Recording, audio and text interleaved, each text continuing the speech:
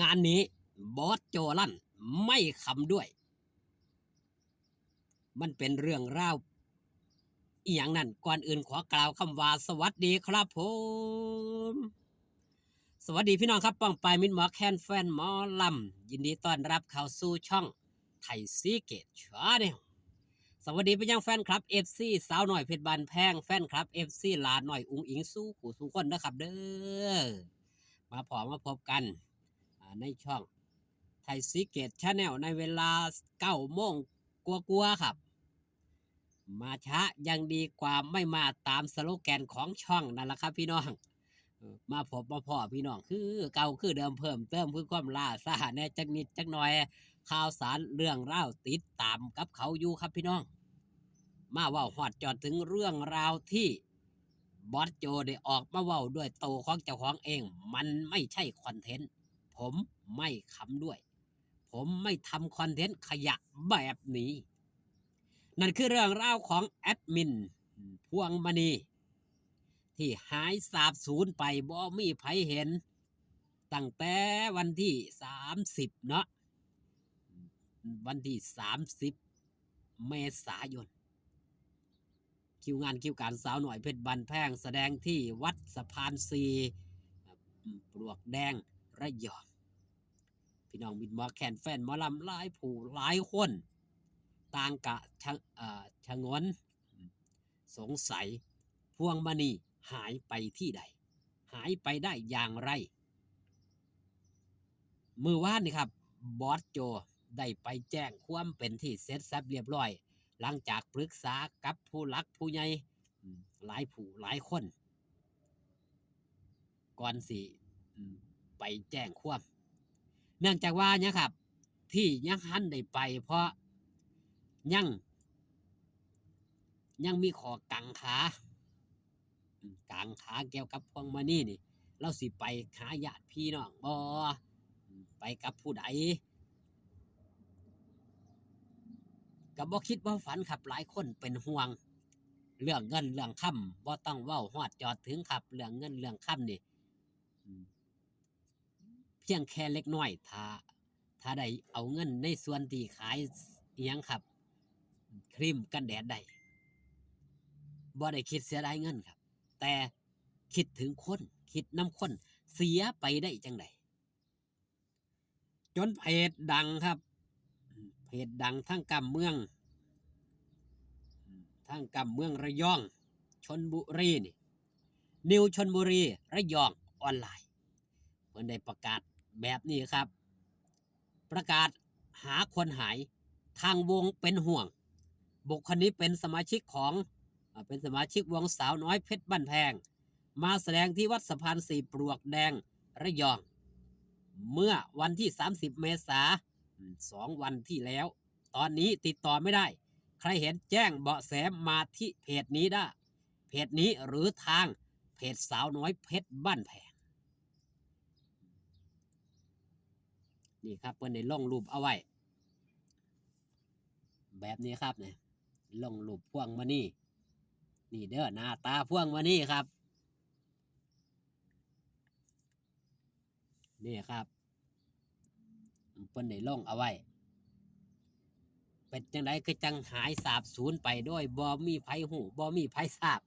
ติดต่อทางเฟซก็บ่ได้ติดต่อทางไลน์ก็บ่ได้ติดต่อทางเบอร์โทรก็บ่ได้คนเฮาพี่น้องอยู่นำกันถ้าบ่มีหยังครับบ่มีเรื่องคุณของหมองใจบอสโจก็ได้ออกมาเว้าแล้วบ่ได้มีเรื่องเครื่องใจกันอีหยังก็ยังคิดว่าไปได้จังไดมีแรงจูงใจอีหยังให้ไปหรือผู้ใดพาไปเบื้องลึกเบื้องหลังที่พ่อหู้คร่าวๆนั่นคือเรื่องเงินเรื่องหนี้เรื่องสินแต่ทางพอการใช้ก็บอกว่ากับมีคนบอกให้ฟังเรื่องหนี้เรื่องสินนี่ล่ะไปติดหนี้เขาหลายบอนจังสี่เจ้านี้ไปหรือไม่อย่างไรเพราะพฤติกรรมของพวกมานี่คือเปลี่ยน เปลี่ยนเบอร์โทรบ่อยเปลี่ยนเฟซดุคนเฮาถ้าเป็นคนบริสุทธิ์นี่เฮาสิบ่ได้เปลี่ยนเฟซดุเด้ครับชื่อก็ใส่ชื่อโตจริงเสียงจริงแต่พวงมณีมีอะไรหรือไม่อย่างไรนี่คือต้องต้องคิดต้องคะเนไว้แล้วครับล่าสุดของล่าสุดก็คือทางกำเพจของทางระยองเพิ่นก็ออกข่าวเนาะเห็นไอ้ศพผู้นี้ตุยอยู่ข้างกำแพงมองหันมองนี้บ่ทราบชื่อบ่ทราบชื่อทราบว่าแต่เป็นผู้ชายหลายผู้หลายคนอู้ใจหายไปนํใจหายเพราะหยังครับย้านย้านไปโดยไม่มีลมหายใจไปโดยบ่บอกบ่กล่าวอีกอย่างหนึ่งก็คือแม่นหยังนี่แหละแห้งจูงใจแม่นหยังคือเสียไปซื่อๆโดยบ่บอกผู้ใดเลยอยู่ในวงบ่บอกเลยบ่บอกบ่กล่าวบ่มีไผฮู้ไผทราบนี่คือสิ่งที่ทางตำรวจเพิ่นก็ต้องค้นหาเนาะมื้อคืนเพิ่นก็ได้เข้ามาสอบถามทางหลังเวทีว่าผู้นี้เรื่องราวของพวงมณีนี่ล่ะมีปฏิสัมพันธ์กับไผเว้าจากับไผเป็นครั้งสุดท้ายนั่นคือขั้นตอนของการสืบสวนของทางตำรวจเพิ่นก็เอาใจซอยครับอย่างน้อยๆก็อยากให้มีลมหายใจฮู้ว่ามีชีวิตอยู่ผมเชื่อได้เลยว่าทางวงทางหยังผู้ร่วมงานเพิ่นก็พ้อยหยังครับโล่งอกมีหยังก็ให้มาคุยกันคันเป็นเรื่องเงินเรื่องค่ำเรื่องหนี้เรื่องสินต่างๆเนี่ยมันคุยกันได้ครับถ้ายังมีชีวิตนี่มันต้องคุยกันได้เว้ากันได้ในเรื่องเหล่านี้ทุกปัญหามีทางออกมันสิออกเร็วหรือช้าแค่นั้นอยู่ที่หยังครับการบริหารความคิดของเฮานี่ล่ะอย่างพวกมื้อนี้หลายผู้หลายคนตั้งข้อสงสัยคือเชื่อคนง่ายผู้ใดเว้ามั่วนำก็เป็นคนอีกอย่างหนึ่งคือบ่เป็นพิษเป็นภัยกับไผเว้านัวหัวมวนซอยไปได้ทุกหม่องทุกบ่อนว่าซั่นเถาะแต่ถ้าให้มีความรักความแพงอย่างเป็นทางการนี่บ่ได้นั่นเพราะการใช้เพิ่นได้เว้าแบบนี้ครับถ้าอยู่ชั่วคราวได้แต่ถ้าอยู่เป็นจริงเป็นจังอยู่กับไผบ่ได้โดน